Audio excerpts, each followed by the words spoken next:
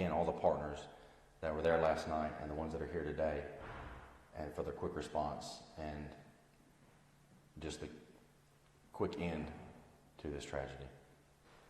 Thank you.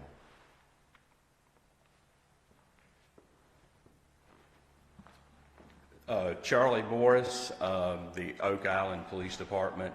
Thank you, Sheriff. Just to reiterate a couple things that the Sheriff and Chief Coring said, we have a close-knit community here. I certainly do not want this incident to define who we are, because that is not us. This is a person that has acted alone. We feel confident right now, even though we're in the preliminary stages of the investigation, we feel like that this person acted alone and there's no one else involved. Last night, our witnesses that were on the scene observed a white center console boat travel south or southwest, leaving the area.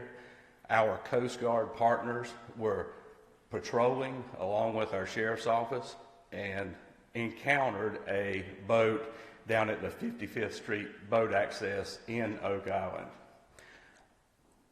The officers got out and made contact with Mr. Edge, and as a result of that, during the investigation, he was detained and taken into custody.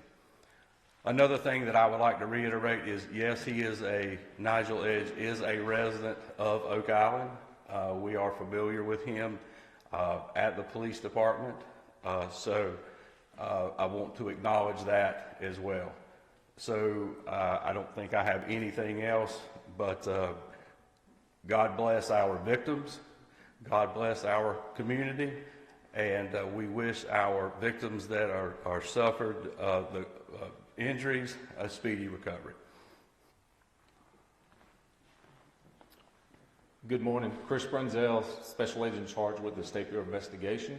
I don't think it can be said enough, and I join our partners in offering our prayers to the families of the victims who were murdered and injured last night during these tragic events that happened in Southport.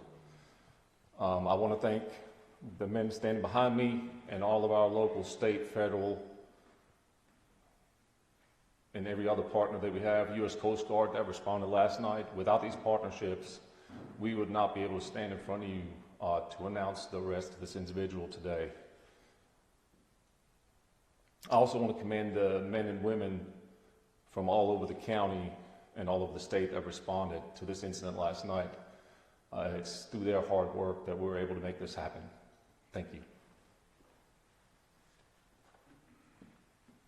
Good morning. My name is District Attorney John David. Evil has come ashore in Southport, North Carolina. Ironically enough, at the very place which once served as a backdrop to the movie Safe Haven. And that name is symbolic of the way in which the people in our community view this area. The thin veneer of peace and tranquility which has enveloped this idyllic waterfront community was shattered last night by gunfire that came from the water. When the dust settled, 8 people were shot, 3 of them are dead, and at least 1 is now clinging for their life. I want to tell you that the group of people that stand behind me now awoke this morning with a firm resolve to seek maximum justice in this case.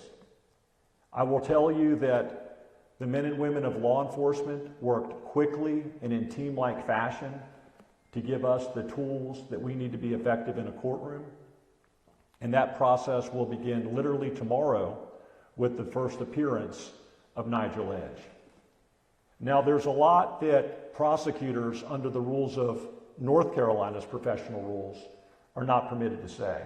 We can talk a lot more about process than we can about facts. But you know something about the core nucleus of operative facts. I want to tell you a little bit about what the road ahead looks like. But before I do that, let me say first and foremost that my office prides itself on something that we refer to as the police prosecutor team approach. It's a highly collaborative process that requires us at the front end to work very closely. I personally arrived at the scene at about 11 o'clock last night. I saw with my own eyes the horror which has occurred in this case. I was joined by my first assistant, Jenna Early, my investigator, Charlie Lyles, and I'm so grateful for the incredible law enforcement response, the incredible response to the first arriving medical folks who did their best to limit further damage and loss of life. It was really heartening to witness that play out in real time. So tomorrow we are going to be in a courtroom, and for the first time, we're going to be able to talk about the facts. In the fullness of time, the truth will emerge in a courtroom, and that's where I'm going to be doing the majority of my talking. He will be given a first appearance. He is currently charged with 3 counts of first-degree murder, 5 counts of attempted murder, and 5 counts of assault with a deadly weapon, intent to kill, inflicting serious injury. I anticipate that additional charges could be forthcoming. And so we are going to be moving forward in that process tomorrow. He is currently held without bond. It is my hope and expectation that that will remain tomorrow and throughout this process. I will say that North Carolina is a state for which the death penalty is a potential, and my office does seek it in appropriate cases. I want you to know that there is a process in place within my office to scrupulously review the facts and circumstances of every homicide offense that comes through our door. I have a team of senior prosecutors that meet as part of a death penalty review committee, and we make sure that we thoroughly evaluate the facts and the law on a case-by-case basis. We do that to ensure that we make our decisions on the basis of the fact and law and not emotion, because it should go without saying this is a very emotional time for a lot of people, and we want to continue to embrace the process that has served us so well over the 15 years that I've been fortunate enough to be your elected district attorney. To sort of paint the picture of what occurred last night, the incident location where this occurred, the American Fish Company, which I've already indicated to you was quite literally the backdrop for the movie Safe Haven, had live music going on last night. There is an outdoor deck which faces the water, and there was a lot of people out there last night just enjoying live music under the stars. The thread that connects everyone who's a victim in this case to this point just appears to be a love of having a good time and enjoying all that Southport has to offer. Sadly, a lot of the victims in this case appear to be not members of our community, but people who are here on vacation. And just to anticipate one of the questions that I imagine that you have, that's one of the very reasons why when we took out these warrants early this morning, we used only initials for people's names rather than their full name. Some of the victims' families live out of state, and as district attorney, I wanted to ensure that we made proper notifications to them before they're hearing about it on the news. And so that is one of the reasons why the arrest warrants that you have contain only initials at this juncture.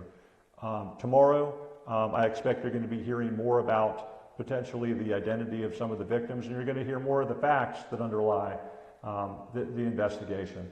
But I can't overstate how quickly this investigation unfolded. Very heartened by the fact that law enforcement was able to make an immediate apprehension. I'm confident, based on what I now know, that we got the right guy and that he acted alone. I will tell you that we ask for some grace because we're only in the first 14 hours of this investigation. And in my experience as being a prosecutor, and I'm now in my 30th year of being a prosecutor, facts frequently change, they evolve, and so I allow for the possibility that we're going to learn substantial new information in the coming days and weeks. But having said that, I think we now know a core nucleus of operative facts.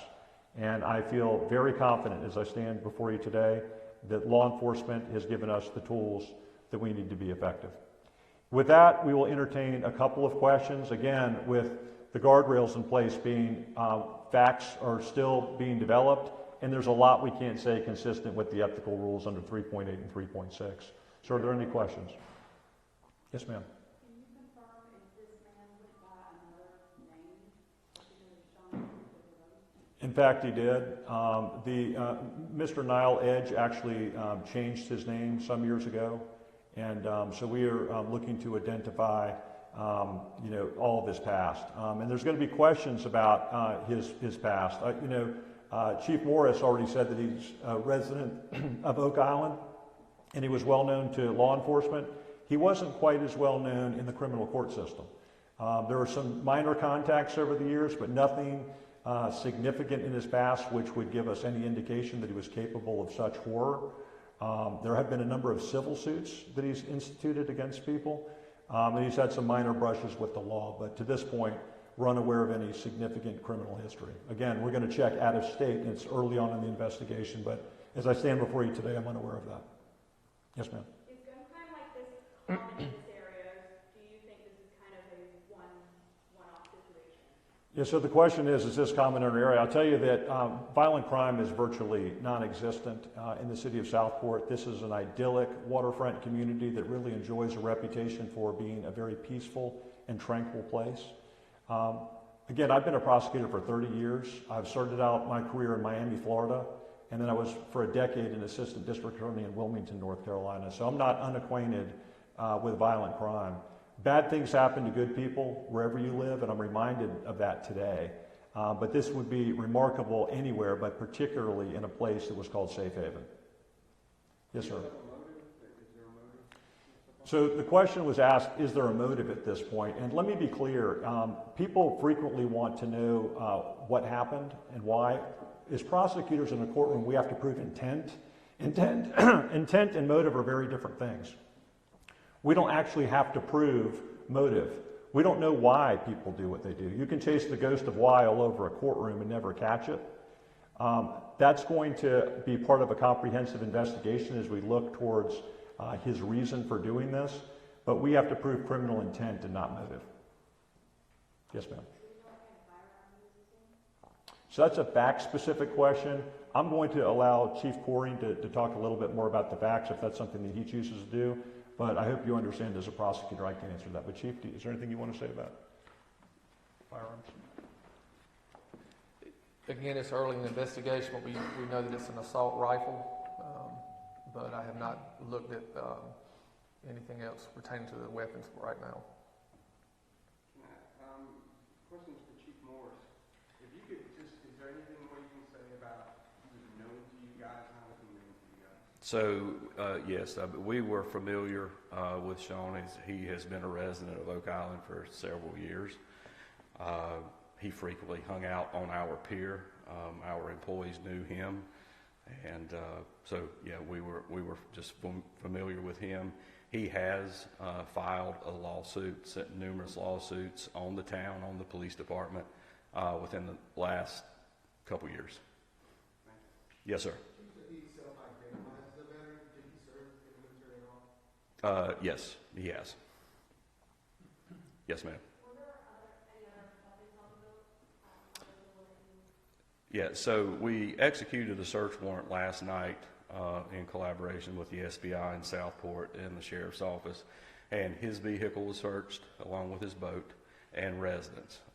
And I won't go into specifics about what was recovered. However, there were firearms, and if the SBI would like to elaborate on that a little more, since they are the agency that took possession of those weapons, I'll let them discuss that.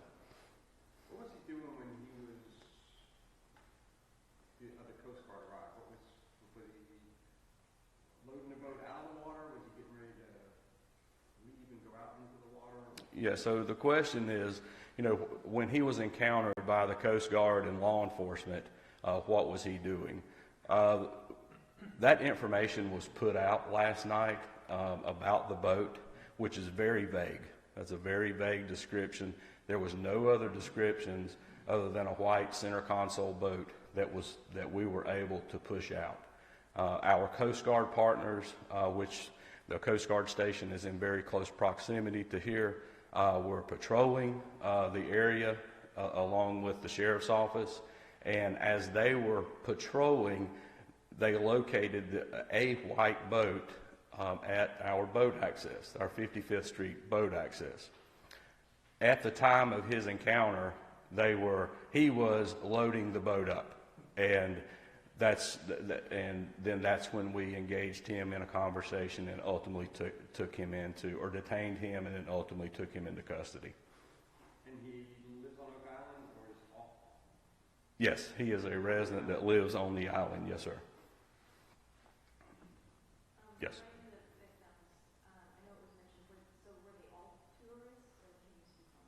Yeah, I'm not going to speak on that. I'll let Chief Coring or the SBI will defer that question to them. Thank you.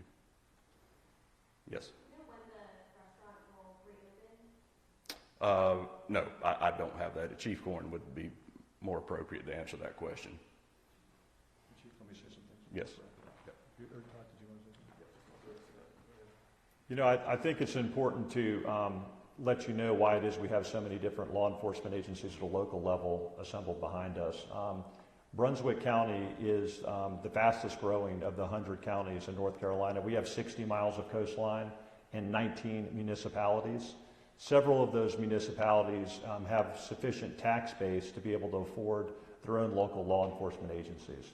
And so the sheriff's office blankets the entire county. They have overlapping and concurrent jurisdiction over everything that happens in the municipalities.